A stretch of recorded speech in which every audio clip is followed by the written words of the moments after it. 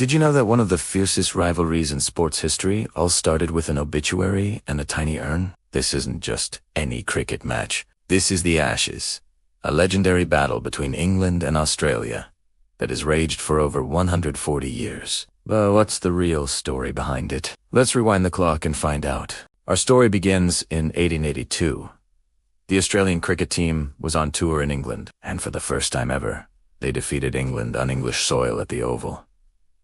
The English public was shocked and humiliated. How could the inventors of the game lose to a team from the colonies? A London newspaper, the Sporting Times, published a satirical obituary. It declared that English cricket had died, and that the body will be cremated and the ashes taken to Australia. It was a joke, but it sparked something huge. A few months later, the English team, led by their captain Ivo Bligh, sailed to Australia. Bligh vowed to regain those ashes.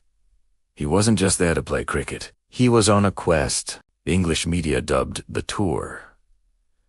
The quest to regain the ashes. And the name stuck. England won the series 2-1, fulfilling their captain's promise. So, where does the famous urn come in? After the series, during a social match in Melbourne, Bligh was presented with a small terracotta urn. It said that a group of Melbourne ladies, including Bligh's future wife Florence Murphy, burned a cricket bale and placed the ashes inside this tiny pot as a personal gift to him. This small, personal trophy became the physical symbol of the ashes.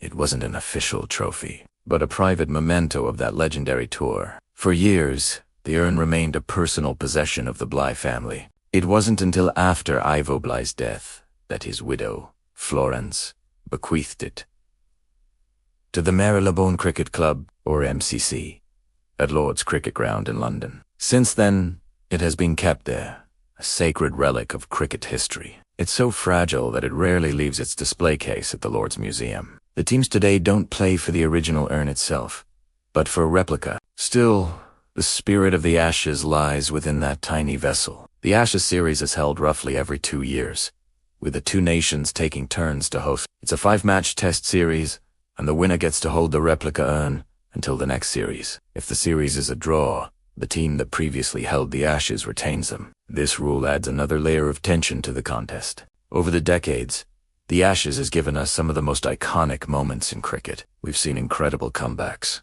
like England's famous victory in 1981, often called Botham's Ashes.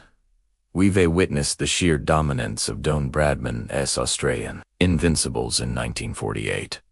And who could forget the epic 2005 series, widely regarded as the greatest test series ever played, which saw England win the Ashes for the first time in 18 years. From Shane Warne's ball of the century to Ben Stokes' miracle at Headingley in 2019. The Ashes has been a stage for heroes and legends. It's a contest that transcends sport. It's about national pride, history, and a rivalry that has defined generations of cricketers and fans. So, the next time you watch England and Australia walk onto the field for an Ashes test, remember that they're not just playing for a win. They're battling for a legacy that started with a joke, a promise, and a tiny urn filled with the ashes of a cricket bale. It's a story that proves how the greatest traditions can have the humblest beginnings.